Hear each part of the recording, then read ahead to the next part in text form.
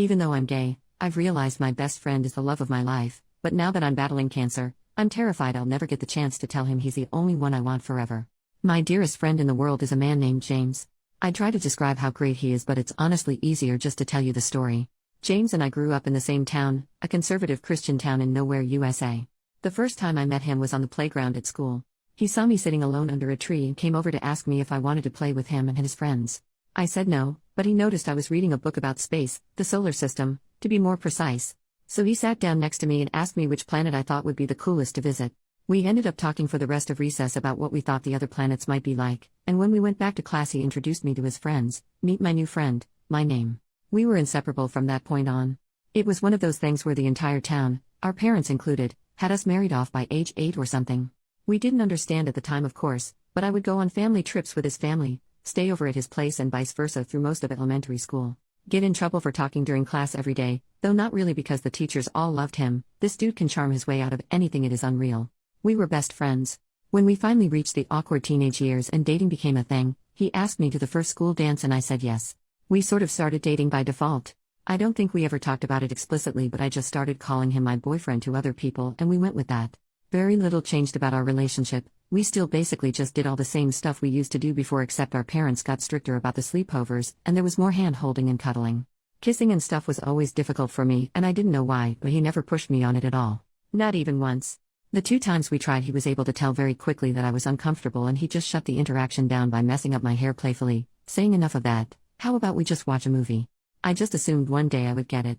Well, I didn't. Sometime around 15 years old I started to realize the problem. I wasn't intimately attracted to men. This was a very trying time for me, given the kind of environment I grew up in. This was not acceptable. My parents were extremely religious and extremely anti-LGBT. After about 8 months of identity crisis over this, I decided to muster up the courage to tell James before anyone else. I didn't know what to expect. I was terrified. I went over to his house trembling. He had done what he always did, made my favorite snacks and got the controllers and my favorite game, Diddy Kong Racing, ready to go. He opened the door and gave me a hug and I came in. I was so scared. We sat down and he looked at me for a second before putting his hand on mine and asking me what was wrong. So, I tried to tell him. And I got halfway through the sentence, struggling to actually say I'm gay, before he just interrupted me and said, "You're gay." Yes. I know. Is there anything else? Followed by that goofy smile I love so much. I just froze in place. I asked him if he was mad and he just laughed and told me he loved me the way I was, and this was the way I was. I just started crying and jumped into his arms. It felt like 10 minutes at least of me crying before he finally interrupted me in characteristic fashion, remarking, however, "I will be mad if you let the pizza rolls I made get cold, so how about we stop crying and start eating?" We stayed best friends after that.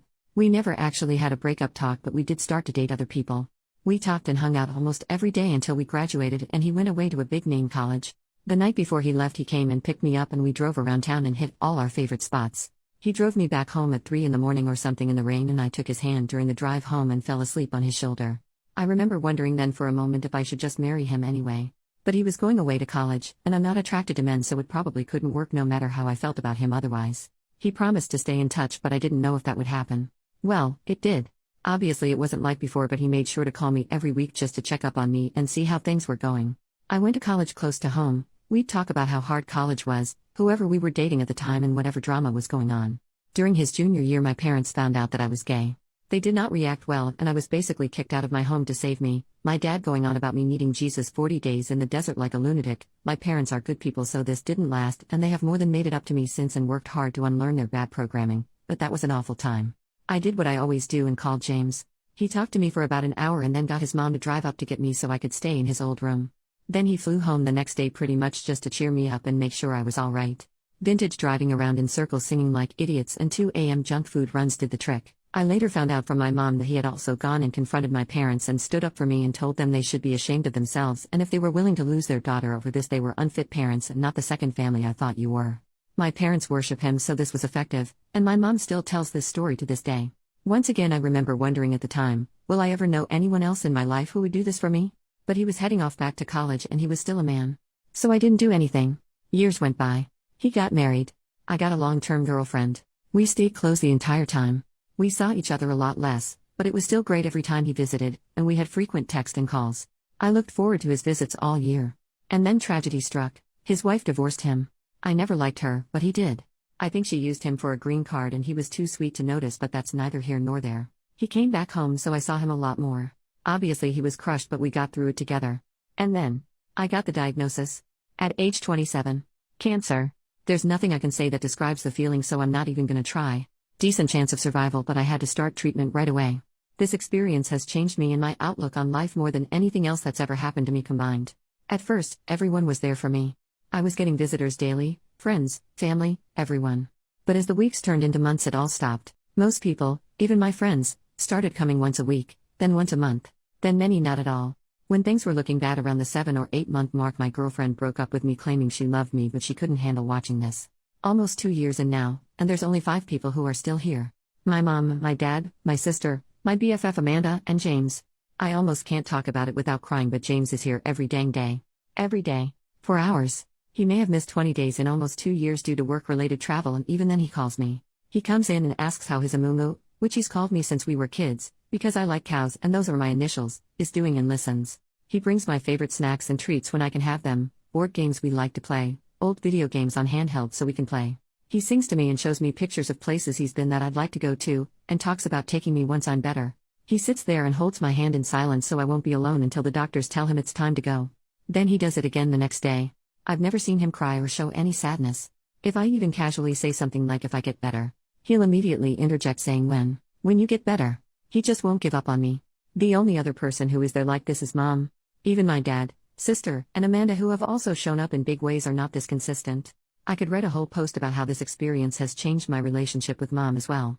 She's proven to me that no matter what happened in the past and what we may have clashed over, she loves me like no one else, except maybe James. My mom is the #1 all-time James fangirl. She has been attempting to get me to marry him since I was 7 years old. A long time ago she stopped that. But about 3 months ago she made probably her first comment of that kind in around 7 years. I guess there are a few things she said. The first was pay attention to the people who are still here now. They're the people who always will be. They're the people who love you and not just what you can do for them. Which sort of set me off on the whole months-long train of thought that led to this post. Amanda and my sister also make a lot of comments about James. Both really like him, and Amanda told me a few visits ago that she thinks I love him, and one reason none of my other relationships have worked out is that the other person can always tell they're #2 everywhere but the bedroom. Then about a month ago, Mom was a little more direct. After James left one evening she told me, "Baby, in all my years on this earth, I've never seen anyone love anybody like that boy loves you. I know you don't like it when I talk about this, but trust me, if you let him go again you're gonna regret it forever." I don't know what has changed, but this time when she said that, I just knew she was right. Every relationship I've ever been in has had some problem or thing that has to be worked on. Most of them have several.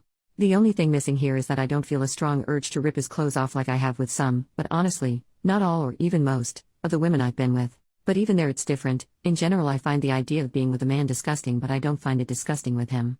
I like being touched by him and being close to him. He's so gentle. Lately I even find myself fixating on his lips and daydreaming about kissing him. I'm not that intimate of a person, and I think overall, of the people I've known in my life, I would be happier with him than with anyone else, and it isn't close. Now the big problem is the cancer. Honestly, I'm not really on the fence about this anymore. If I survive, I want to be with him. I am getting better and the doctors are hopeful. But I am not sure if I should tell him now or not. I want to tell him so bad. I want him to know how much I love him. Lovers have come and gone for both of us, but every time I close my eyes and think about times I felt truly loved, understood and accepted, it's always his smiling face I see. When I think about times I felt warm and safe, it's his arms I feel wrapping around me like a warm blanket just my size, his voice I hear saying, "Don't worry Amumu, it'll be alright." Or cracking some silly joke. I want him to know that I want him with me, by my side forever. There's nowhere I'd rather be than wherever he is, doing absolutely anything. Cuddling up on the couch making jokes about stupid movies, playing our favorite video games, talking about life till 2 a.m., driving around in circles while he sings boy band songs like a goofball. I don't care as long as he's there too. I want him to know that if I survive this, we will be together. That's what I want. That's all I want. He's all I want. But I'm scared to tell him, because I don't know what's going to happen. If I don't make it, would it have been kinder to just keep this to myself? If you were him and in this position, would you want me to tell you how I feel? Update. So tonight I told James. I told him everything. Gosh. I just wish I could relive this night over and over again. I've never been so happy. He came into my room this evening like he always does. Greeted me. "Hello, how's my Amumu doing today?" I told him I was doing well. He told me I looked beautiful. Which is not true, but it still felt so sincere. Then he started unpacking the stuff he brought me today. I asked him to stop and just come sit with me because I wanted to talk to him. He nodded and came and sat down next to me. "What's up?" he asked. It took me a bit to gather myself. I kept getting distracted by his eyes. How he looks at me sometimes, I don't know how to describe it. I told him I love you. And he just kind of laughed and touched my hand before casually responding, oh, I know that, I love you too. In retrospect, this wasn't the best way to start, I guess, since we've said that enough, with a different understanding that he didn't get what was happening. He started to get up again to unpack the snacks, and I grabbed his arm and asked him to let me finish. He looked confused, but he nodded and sat back down. And then I did it. I told him everything. I told him about all the times in the past I'd thought about just marrying him despite my sexuality. I told him my favorite memories of him and how they make me feel. I told him he'd always been my best friend and the person I trusted the most. I told him I made a mistake and I should have chosen him. I then basically devolved into reciting the last paragraph of my first post to him. He's the face I see when I think about feeling loved, the embrace I feel when I think about being safe. It doesn't matter what we do, if we're together I'm happy, and he's the only thing I want for the rest of my life. He basically froze. He said nothing, just looked at me as I spilled everything. I am not sure he even blinked. When I finished and looked up at him, he was sitting there like a statue with his mouth slightly open, still enough it was like he forgot to breathe. James always knows what to say, so this was a little unnerving to me. I started to ask him if everything was all right, but before I could finish, his expression broke. He exhaled into a weak but incredibly tender, quivering smile, and he just reached out and pulled me into a hug. I buried my head in his chest and his arms just wrapped around me. I just melted into him. He was so gentle. It felt so easy. It felt so right. Then he started crying, and then I started crying. He's been coming here through 2 years of cancer treatment and never seen him cry till now. He held me for a while, but however long it wasn't long enough. He still hadn't actually said a single word since I finished talking, but I guess he didn't really need to. Then he finally answered my question with, "Now it is." When he finally pulled away, his face was red from crying, but he just looked so happy. He looked at me for a bit. It was kinda cute because he had a little trouble maintaining eye contact, which he usually doesn't. He was like a little boy again. Then he finally looked right at me and he just said, "You are the only thing I've ever wanted." Then I started crying again and he started crying again, and he pulled me to him and held me again. I wish it never ended. A little bit later, once we exhausted our crying capacity, I showed him the post. He made a few jokes about wanting to meet this James guy and about how he had better go and thank my mom for her 20-year wingwomanship lol. Then after he finished reading it, he kissed me. It felt easy, not scary at all, and just right. He asked me if it lived up to my daydreams and I chuckled and said yes.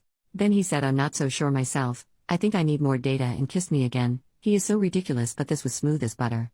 Then after that we started talking, and I guess he told me everything too. He said he'd loved me since we were little kids. Told me he still has every drawing, letter and craft I ever made for him in a safe that he took with him to college and has taken everywhere he's ever lived.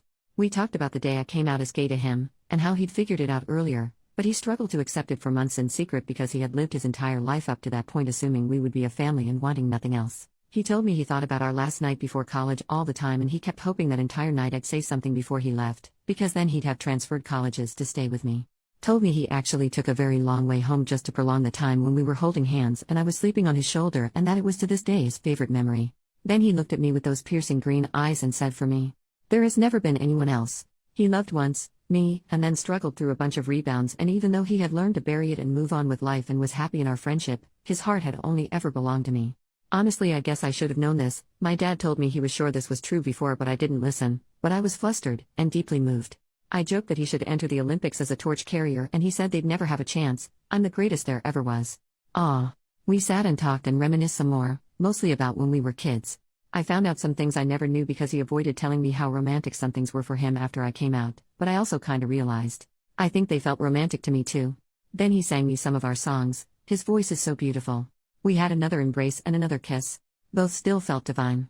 I can't wait to have my hair back again so he can pet it like he used to when we were kids. Then I brought up the love-making question, and oh my gosh, it was the cutest shit ever.